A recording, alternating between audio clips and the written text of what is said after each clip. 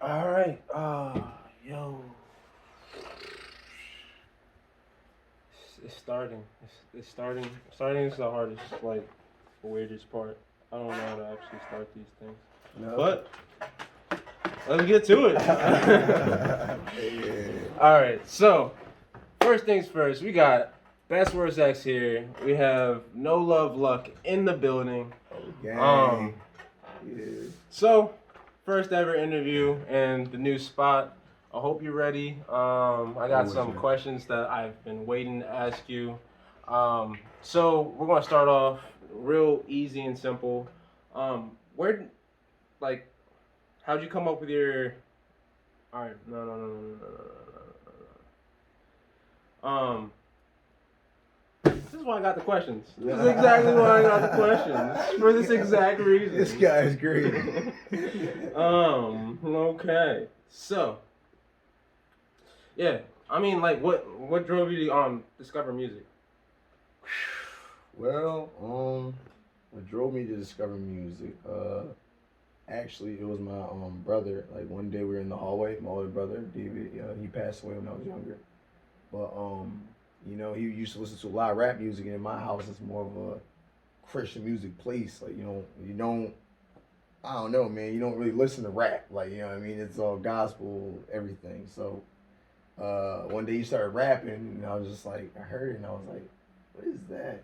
And he came over me, he's like, spit something, man, spit something. I was like, spit something, like, I'm gonna spit a flu. He was, no, like, literally, like, say, I was like, all right. I said, my name is Lucas, and no, I'm Pucus, and I said something, I can't remember it now, but I always did, and my brother was like, stop, and he stared at me, he was like, that was actually pretty good. He was like, yeah, you should keep going with that. I was like, okay. Yeah. And my pop listened to Sade a lot, and I realized that music relaxed him a lot. A lot? Like, yeah, okay. A lot, man. Like, he would be like, shut up on my Sade is on. So I'm like, all right. All the kids is quiet. And we just had to sit there and listen to the melodies and listen to them songs, like, with him. And man, it was such a beautiful experience because she has such a beautiful voice, and it was just like, wow, I wish I could make music like that. Like, I was like, you know what? Why not, man? Why not? And I started writing books. Books turned into poems, and poems turned into music. And so that's how it all originated. That's how it all originated. All right. So who were some of your influences, like, just in music? Just in music? Yeah. I'd like to say, it's crazy. I think my biggest one would be Sade, the one that my dad listened to. But I know a lot of people say, like, obviously Big's on there. Big's on just because East Coast all day. East Coast all day. Okay. You know what I'm saying? Okay. East Coast all day. But Big was another one. I can't put them all in like an order. Nas is up there as well. Pink Floyd. Anthony Hamilton. And another big one, relevant one now is Party Next Door. I really, really, really love Party Next Door. Like, okay. Yeah, he's an awesome artist. So, I noticed that you're changing your sound. Yeah. And like, I don't know. What's your album called again? Socially Distant Part 2. Okay. Yeah, the 10th song on that, the No Such Thing as Paradise. Yeah. What drove you to make that song? No Such Thing as Paradise came, like I was at the time and throughout my life, I've been going through like a rough place, a really rough place, like really a lot of dark places. I feel like we all get to a dark place in life, and so I was searching for a song that doesn't sound like any other song on my album, but it's catchy, and so I'm overthinking everything, and then at the I happened to stumble on this beat produced by Omido. Shout out from Omido. You know, we have spoken. yeah, like it was such a dark song, and I didn't record that song for about, I mean, till about like 4 a.m. Like 4 a.m., 5 a.m.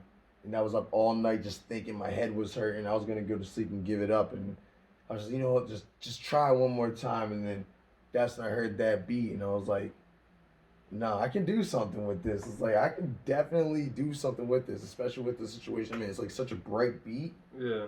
So I decided to turn it into a darker topic. So was it written or was? Oh yeah. I write all my music. Oh, I write okay. every bar. I mean, my man Hayes be in the studio with me, Yeah. and sometimes he'll throw a bar or two out there in case I start getting that little bit of writer's block, or he'll give me a second pair of ears that don't sound good. Do it again, or this, that, and third. You know, I'm always open to criticism. Okay. But nah, that song was written completely by me and produced by Omido. Yeah. It's a very dope song. Yeah, I mean, man, you listen to your like the whole project. It's the only song on there that sounds complete. It was like a treat that you left at the end of the song, like the whole thing. Because I was listening to it and I was like, wait, did the artist change on here? And I was like, oh snap! It was like, this is him too. Yeah, it's crazy. It's crazy. Oh, wait, go ahead. It was just a vibe. That's all I was really saying. So, all right. So, you had a top 5 in high school, probably. Top, yeah. Of artists. Yeah. Who were they? Who in No order. Yeah, in school. All right. So, I really kept to myself in school, but I will never forget, hearing Dells. I heard Dells. And Dells was like the guy that was like older than me, and like he's like everybody's talking about his music and they'll play it, and then I was just like, yo, like I was just like, I'm gonna beat you one day, like I'm gonna pass you one day, like I'm gonna do my damn best to become a better artist, so that instead of just me recognizing you, you also have to recognize me. And it was cool because we had, it's a really old song, but we ended up making a song together called Grocery Money, and that song was like really big, like it was really dope. But other than that, man, I heard a song by him. It was about some chick, and like he told like a story through it, and I don't know, like he was painting like a visual picture in my head while that song was playing. Yeah. And that's so far back on my like history, I don't even see it anymore. But now you brought him up, it's like I'm gonna probably listen to him. He just dropped a new project. I have yet to peep that, but I'm definitely going to, bro. Yeah, it was definitely a low key competition thing, like. I have one of those going out. Yeah. I have one of those. And he's like, "You're never going to touch me. You're never going to touch me." Okay. Oh yeah. I would get there. I was like, I'm still learning. Yeah, you had a couple years. It's the new wave now. It's time for the makeup, baby. That's, you know what I mean. That's how I felt about it. Yeah, 100%. Definitely, man. Definitely. Yeah. All right. So if you had to choose J. Cole or Kendrick. That's a hard one, but you know what? I'm gonna have to, just because of the fact that they both talk about such deep topics. I know my music doesn't sound too deep, but it can get deep. I'd like to say that I would have to go with Kendrick on that one. Kendrick. Cause that we gonna be alright. Like that song was. I can understand how you say that. Awesome, man. Like, no, like with your music, like I could easily see that. Like I could see who you're gonna pick before you even pick them. All right. So superpower. All right. Mind control, flying, super speed, or super strength. Ooh. Damn. You know what? Mind control. Because he knows about the secret sauce. Mind control, you can make. I can walk into a stadium of people with mind control and be like, "You all will hand me your money," and then they all just like You know, pull out they all pull out their wallets. I'm just like, thank you for the show, and I take it. And then we go back and count like hundreds of thousands of dollars. And I'm gonna take that further. Yeah. All right, so you know how your favorite, one of your favorite animes is My Hero. Oh, without a doubt. All right, so, let's say that your mind control is your quirk. What's your penalty for having mind control as a power? Oh man. Let's see. I'd like to say that my brain would fry down. Like the more you use it, the less brain cells you have in order to move.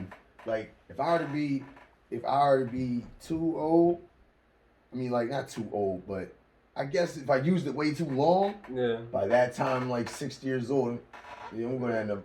Yeah, like you disintegrated. Exactly. Right, yeah. exactly. No, and then you can't even use your power because so the more you use the power, it kind of kills you in a way. And you lose, and then you lose the sight of being able to use the power. I think that would be dope. I also think that would be terrible. Yeah, I mean, but I had to make you feel good about yourself. And then, like, let's take that away from you. Yeah, that was close. That was close. All right, so do you have any secret talents or abilities? Like, any secret talent or abilities, man? I'd like to say I have a secret talent or ability in one thing only, and that is if I need to do something, if I want to do something, I'm going to do it. Okay. If I say I'm going to do something, I'm going to do it. Like there's times where things may not work out but it's still in the back of my head, and it could be 30 years from now. And I'm like, you know what, I'm gonna do it. I cut my hair 2-3 times, and I was like, I still want dreads, and I still grew dreads because I was like, I'm gonna do it. You know what I mean? The back of my head, like that's how you think. Yeah, hell yeah, man. Like that's all the time, man. Like I get obsessed look at that with lady over there. And I see you in the drive-thru, and you just cut in line. We've all been waiting. One day I'm rear-ending you. Now I don't know if I'm rear-ending. You know what I'm saying, though. It's more of a vengeance thing. So I don't know. Basically, what I'm saying is I'm a very persistent person. If I really want it, if I really want to do it, I will not give up on that thought process until there is the exact words being told to me. No. Like, no, stop. And I'm like, all right, and it's time for me to fall back. And then even then, I'm going to move on to the next thing that I want to do. So it doesn't matter. 100%. Yeah, you know what I mean? That's that. I can't play. I can't really. Oh, yeah. And another secret talent. I'm damn good at games. I'm good at fighting games. I whoop ass in fighting games. Fighting games. So, after this, we will be paying. Okay. My man just said he's challenged me to a fighting tournament, and it'll be going on right after this, so tune in. Hey, tune into that. All right. So, let's continue on with this. All right. So, where do you think you'd be without music? Dark place. Dark place, that's without a doubt. I can't tell you how many times I've had to turn to music to make to bring back the emotion, bring back the feelings, because there's been times where they were not there. I've been through a lot. I've been through a lot of shit, man. And honestly, not even a human being could talk me out of the dark places I was in. Like, the only thing that did speak to me was if I were to go in and make a song and then get joy out of that song and potential. I don't know. It's just like, maybe it's the fact that it's venting. Mm-hmm. Maybe it's a good source of therapy. Definitely. That's what I was just about to say. It's an amazing source of therapy. Like, you mm-hmm. can sit there and you can just let your mind go, and you're not. When I'm in the studio, I'm not being judged. I'm being overly too crucial on myself. I'm just kind of letting it flow and letting it go, because if I don't, like, I'll get angry. Like, I'm angry at myself if I leave the studio early, because it's just like, man, you had all this stuff you wanted to say, and That's why, you know what I mean? That's why without music, I would definitely be in a place that I would not like to be in. I know that a dark place can mean many things, but it means all of those things, literally. Yeah, Okay. so music saved my life. Yeah, I see a lot of people talk about that. Before we started this, you were talking about like your soul Yeah. and what what you were working towards. Mm-hmm. You want to like kind of like elaborate what I'm talking about? Yeah, Like, man. what are your thought points on that? So, soul, man. Soul, first off, I feel like, and wait, before I go on and get into the. No, like you said like how you invest in your music. Oh. It like takes a part of you, and Without a doubt. Yeah. Without a doubt. I wouldn't like. So it all started when I came home for the first time in 2017. I just got done doing like 18 months, and like nobody was believing in me, man. Like I was at a studio, somebody's like, oh man, you gotta go do like this, do like that, and that's not what I wanted because this is a piece of my soul. I'm not just gonna sing it how you want me to sing it. I was like, all right, I'll leave. And then another guy played me, and then I was like, you know what? How hard can it be? And I went. I asked my team. I was like, yo, Hayes, D guy, a lot of guys are like just mostly them two in that situation at that time. I was like, yo, D guy had a mic. Me and Hayes put money together, and he gave me my first laptop. And I was just like, yo, man, let's make a studio. And they believed in that. But I would play my music for people, and they would say, "Oh man, it sounds like trash. Oh man, nobody want to listen to that." So I sat there, was like, "Yeah, that's how you feel. Okay, then I'll learn this, and then I'll learn this, and then I'll learn." So basically, I feel as though selling your soul is an actual thing because of the fact that in order to gain this, in order to gain what these rappers had that may have just been given $1 million, people like us have to work for it, and so people already don't believe in you when it comes to not you specifically, but artists, or SoundCloud artists. So you gotta really sit down day after day, night after night, time after time, and you gotta put your soul into it, and you gotta record, and you gotta skip family meals, and people are opening Christmas presents, and you're still thinking about the VST and how it can work. So it's like selling soul is a real thing, especially when it comes to music, because you're getting rid of core values that you've held on to your whole life. Oh, I should go eat dinner with my family right now. If you're playing the Xbox, you're gonna drop the controller. Hey guys, I gotta go, and you're gonna go eat with your family. Music's a whole nother thing because you're that close to cracking a stone and putting yourself on a pedestal that nobody thought you could get to.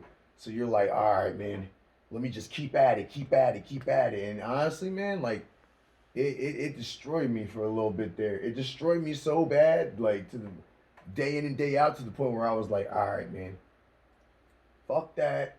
I'm taking a year off of music, and I'm just gonna specifically learn about the business part of it, because listening to 30, 40, 60, 80 beats a night for 14, 15 hours a day and getting one trash song is burning me out. I was just like, no more, man, no more. So yes, you can sell your soul. It does not have to do with the devil. This is me. You cannot sell your soul to the devil. Yeah. But you can sell your core values to gain what you want. That's my point of view, because I mean, I've done it. I'm doing it, and not as bad anymore. But yeah. I definitely understand that. Yeah. I mean, I definitely understand that, man. I do the same thing. There's a lot of things that I wish that I wouldn't sacrifice, but I feel like I kind of need to just to get to that next level, right? Exactly. Mm-hmm. What makes you want to like actually just continue if you're like sacrificing so much? Man, this is probably one of the best parts of it. For that year that I took music off, and learned how to EQ and master. And shout out Reese, shout out Bags, Bags Beats. You know what I mean? They put me onto a lot of stuff. They both went to college for it. They both, so they were like really helping me out. But it's the support, man. It's the support that I get. Like the other day, my nieces came over to me and were like, "We heard your song on Spotify," and I was like, "First off, that's not for children. That's not in any way for children. But you heard my song on Spotify?" You're like, "Yeah. The song Talk Crazy. We heard it on Spotify. It's really good. Like it sounds like you did it in like one of those big places, like studios." And I was like, "No, this is what I do in my room all the time. This right here." And they're like, "You did that in your room?" And I'm like, "Yeah, yes, I wrote it. I mixed it. My man produced it, and I sent it up to a friend to get a feature, and he helped mix it." And it was like, but it was like the support that I get from like so many people, you such as you as yourself, like you're a huge supporter of me. That means the fucking most, because there's been times where I record for. I'll record 12 songs a night, and I'll send them to my man, and he'll send back one, and by the time I send them to him, it's 12 p.m. I've been up since 7 a.m. before the day before, so it's like man, but then to hear that people are like, "Yo, like I really relate to that song," or "Yo, that song's a banger," or "Yo, man, like." It's dope. Like that really means a lot to me. Do you think you put in your like 10,000 hours, as people would say? Yeah. Yes, sir. I have. Yeah. I definitely have. I definitely have. I feel like I've put in. I'm not gonna try to downsize. I've definitely put in a lot to where it can become unhealthy. Right. If there's anybody that watches this or anything like that, you know what I mean? Just anybody that's watching it, don't love music so much that it becomes unhealthy. Just more so just vibe with it. The right moment will come to you. Like that, the right song will come to you, that right melody will come to you. But there should be no reason that you're forcing it, because I've never heard a good album that sounded forced. You know what I mean? I listen to all kinds of artists. I can never sit there and play a song. I can play a song and tell you how I'm to the point now where I can play a song and I think I can be like, yeah, no, that took you about an hour tops, and that took you about 20 minutes tops, and they throw a bunch of them together and call it an album for streaming, for streams, and for fans. It's like, don't do that. Like Drake drops like an album a year, one, and he's still GOAT. Why is that? But you think that he probably dropped like 10 albums a month or whatever? What do you think he did to actually get to where he's at? Oh man, to get where he's at, well, we won't talk about the dark part of all that.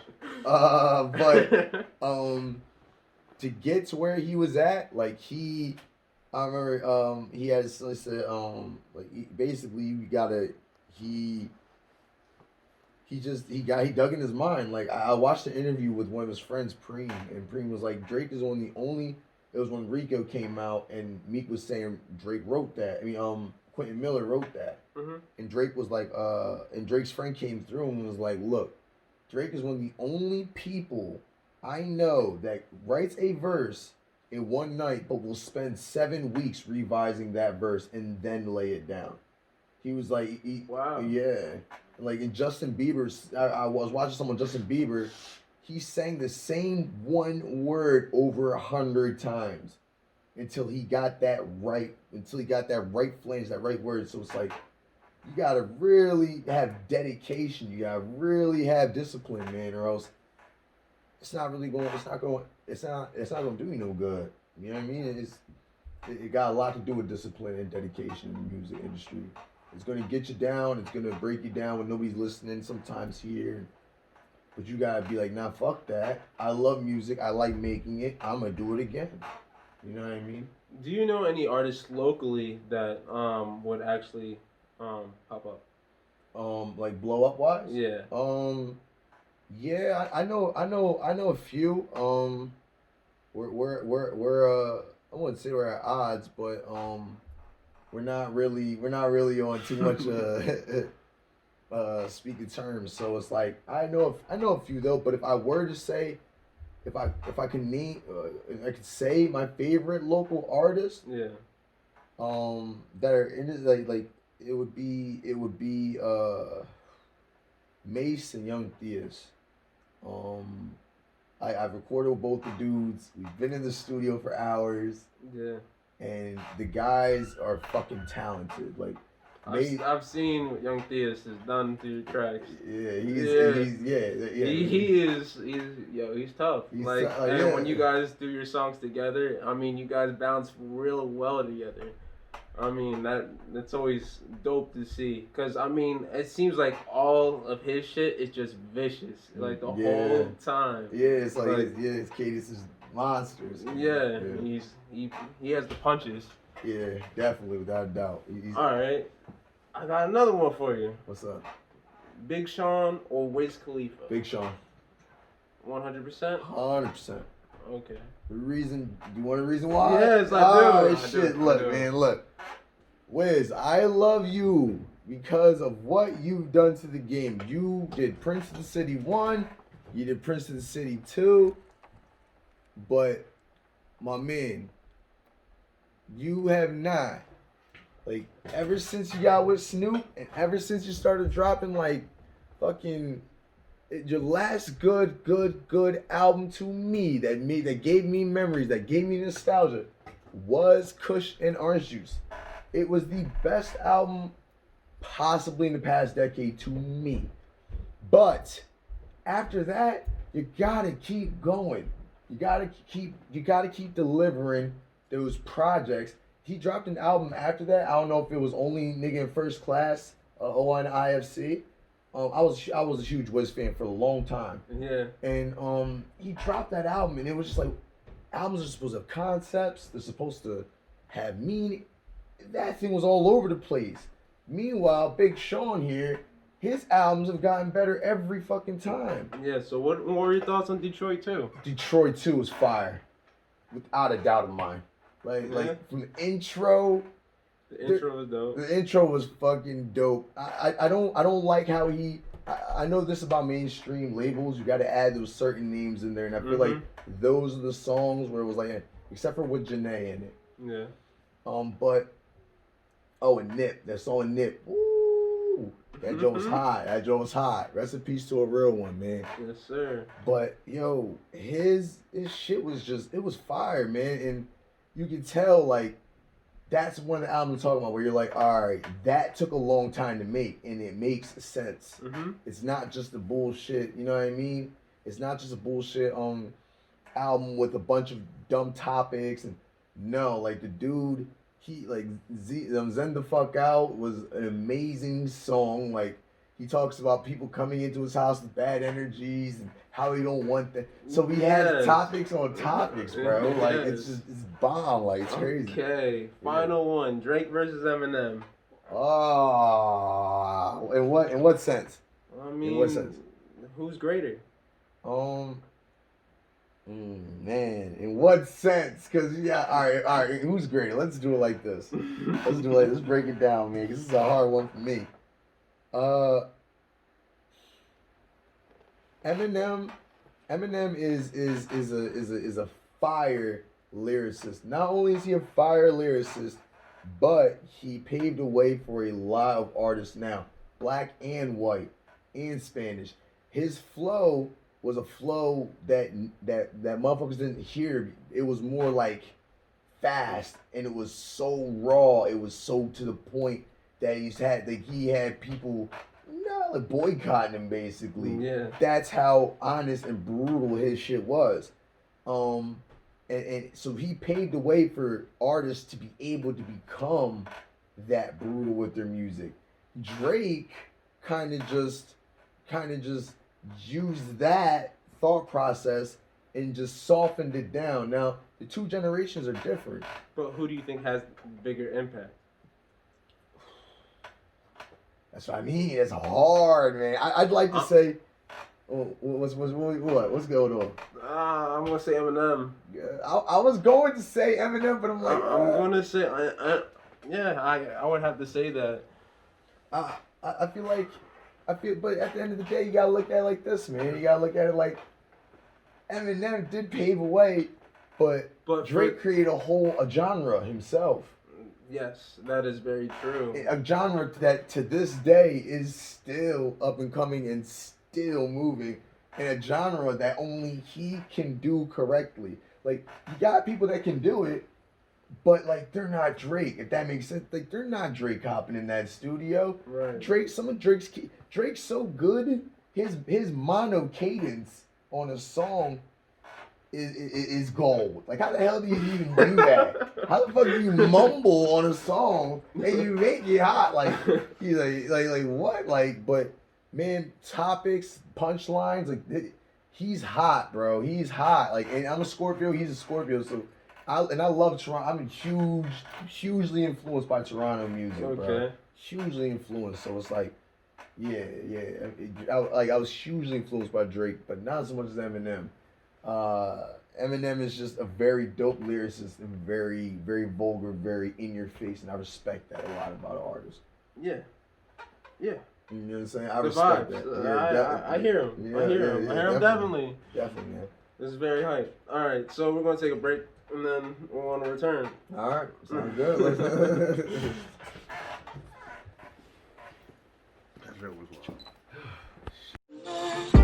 Is it